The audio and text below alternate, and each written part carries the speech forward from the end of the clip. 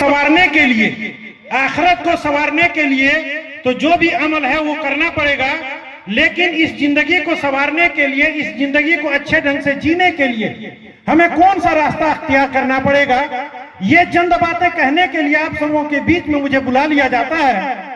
मेरे प्यारे बच्चों, आप सबसे मैं कहना चाहता हूं और नौजवानों से कि अगर आप अपनी जिंदगी को एक साहब की तरह गुजारना चाहते हैं, 70 साल या 60 साल जिंदगी या 80 साल जिंदगी को अगर एक साहब की तरह गुजारना चाहते हैं, एक बाबू बनकर के गुजारना चाहते हैं, तो आप अपनी जिंदगी को 12 साल के बाद की जो जिंदगी आपकी होती है, 12 से 24 के बीच में आप एक मेहनत कश मजदूर बन जाएं, एक हार्ड लेबरियस मजदूर बन जाएं। इतना सख्त मेहनत कर दें 10-12 साल के बीच में कि आपकी आइंदा आने वाली जिंदगी जो 24-25 साल के बाद की जो जिंदगी होगी वो एक साहब की जिंदगी हो। आपकी जिंदगी शुरुआत होती है, पहली सीढ़ी जो शुरुआत होती है वो मैट्रिक से। आप मैट्रिक के बाद 2 साल इंटर में इतना जबरदस्त मेहनत कर दें, उसके बाद 3 साल या अभी का 4 साल जो कोर्स है ग्रेजुएशन का, उसमें जबरदस्त मेहनत कर दें और फिर आप किसी टेक्निकल कोर्स में चले जाएं, चाहे बीएड में जाएं या उस टाइप का कोई भी बैचलर डिग्री में जाएं, इतना जबरदस्त मेहनत कर दें, इतना जबरदस्त मेहनत कर दें कि आपकी आने वाली जिंदगी संवर जाए और आप एक साहब की जिंदगी गुजारें।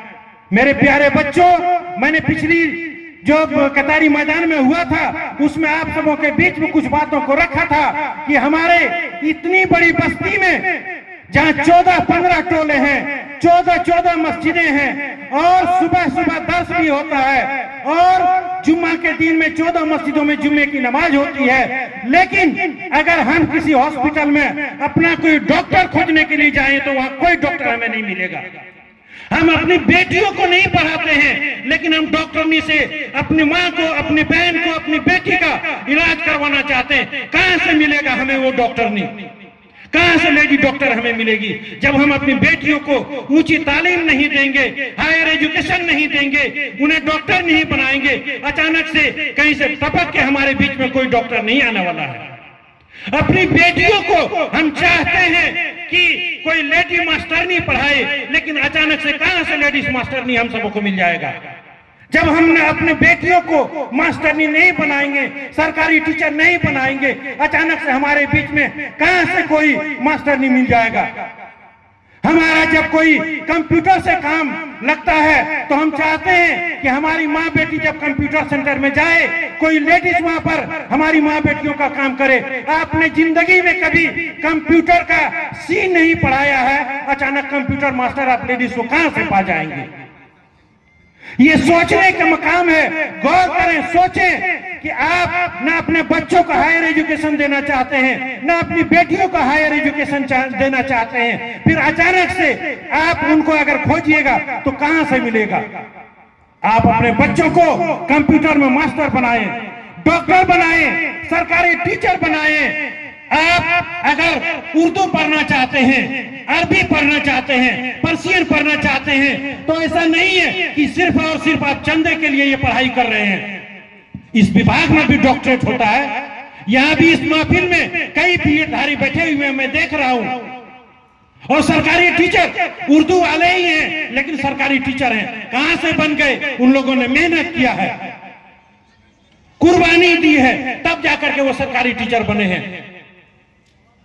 मैंने पिछले महफिल में भी कहा था कि हमारे गांव में अहमद हुसैन मदनी साहब सिंगल मदनी क्यों है, जबकि कम से कम 15-20 मदनी होना चाहिए था इस गांव में। अफसोस होता है देख देख करके जब हमारे छोटे छोटे बच्चे यूट्यूब में लगे रहते हैं, यूट्यूबर हैं, लेकिन आप एक अच्छा यूट्यूबर बन जाएं, पढ़ लिख करके कंप्यूटर का ज्ञान लें और यूट्यूबर बन जाएं। व्हाट्सएप में आप बहुत समय देते हैं, लेकिन बेकार का समय देते हैं, कचरा आप पढ़ते हैं। आप बेहतरीन किताब को व्हाट्सएप में डाउनलोड कीजिए और उस किताब को पढ़िए। आप बिना किताब पढ़े हुए नॉलेज नहीं पा सकते हैं। व्हाट्सएप यूनिवर्सिटी का स्टूडेंट आप मत बनिए, आप किताबों का ज्ञानी बनिए।